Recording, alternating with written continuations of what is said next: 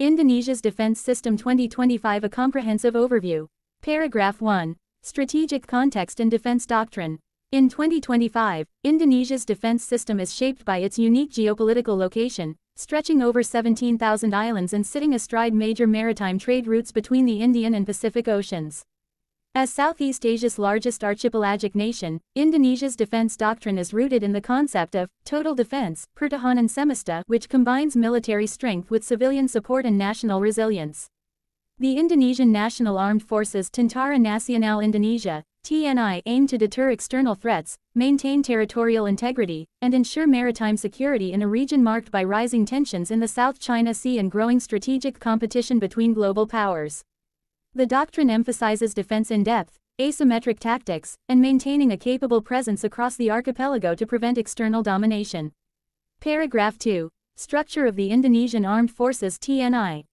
The TNI is divided into three primary branches: the Indonesian Army TNI-AD, Navy TNI-AL, and Air Force TNI-O. As of 2025, the TNI comprises around 400,000 active personnel with an increasing focus on modernization and joint operations. The Army remains the largest component and is structured into regional commands (CODAMs) responsible for territorial defense and internal security. The Navy, crucial for safeguarding Indonesia's maritime interests, has expanded its fleet under the Minimum Essential Force (MEF) program. The Air Force, modernizing with multi-role fighter jets and UAVs, is enhancing its surveillance and precision strike capabilities. Special Forces units like Kopassus Army, Kopaska Navy, and Bravo 90 Air Force play a key role in counterterrorism and rapid deployment missions. Paragraph 3. Defense budget and modernization goals. Indonesia's defense budget in 2025 stands at approximately $10 billion United States dollars, reflecting a steady annual increase aimed at reaching 1.5% of GDP. The government continues implementing the Minimum Essential Force Phase 3 (2020-2024) with extended goals into 2025. MEF is a long-term modernization program launched in 2009 to ensure the TNI can perform basic defense functions.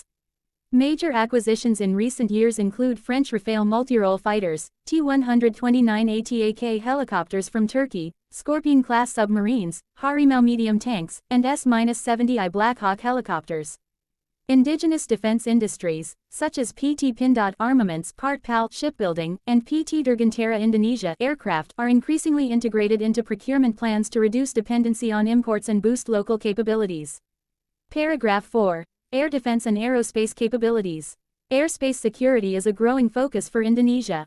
In 2025, the TNIO operates a mixed fleet including Sukhoi Su-2730s, F-16C D Block 52ID, Rafale F-4, and legacy aircraft like the Hawk 209. Efforts are underway to acquire modern radar and early warning systems, such as GM403 radars from Thales and upgraded IFF systems. The air defense network includes medium-range SAMs like SkyShield and NASAMS systems under evaluation. Indonesia is also developing its drone capabilities, employing Elang Hitam UCAVs, locally developed with South Korea and Turkey, for ISR and light strike roles. Additionally, the country has established a space agency to support satellite-based surveillance and communications essential for modern warfare. Paragraph 5. Naval power and maritime strategy. Given its archipelagic geography, maritime defense is a top priority. The TNI-AL's Green Water Navy has been evolving toward blue water capability. In 2025, the Navy fields Makassar-class LPDs, Sigma-class corvettes, KCR-60M fast attack craft, and Scorpène-class submarines jointly produced with France. Coastal defense includes shore-based anti-ship missile systems such as the Exocet 40 Block 3 and BrahMos under consideration.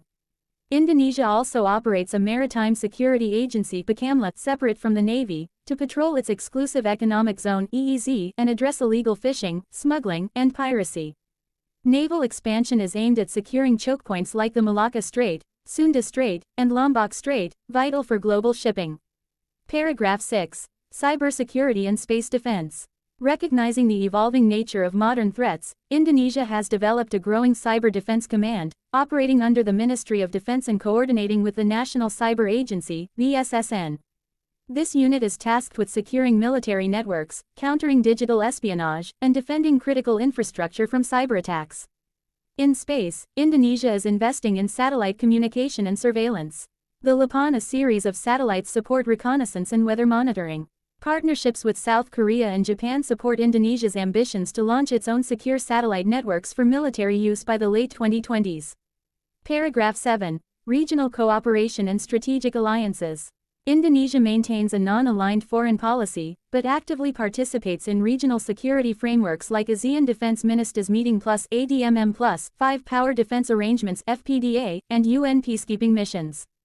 Bilateral ties with countries such as Australia, Japan, South Korea, India, and the United States have strengthened through joint exercises, training programs, and technology transfers. Notable collaborations include the Super Garuda Shield exercises with the U.S. and multinational naval drills in the Java Sea. Indonesia's leadership role in ASEAN supports regional stability while preserving strategic autonomy amid rising China-U.S. rivalry. Paragraph 8. Challenges and the way forward. Despite progress, Indonesia's defense faces significant challenges. Budgetary constraints, aging platforms, logistical difficulties across remote islands, and bureaucratic inefficiencies limit optimal force projection. Additionally, increasing tensions in the South China Sea and concerns over foreign fishing fleets encroaching on the Natuna Islands have strained naval resources. To counter these, Indonesia is focusing on jointness, technological modernization, and civil-military integration.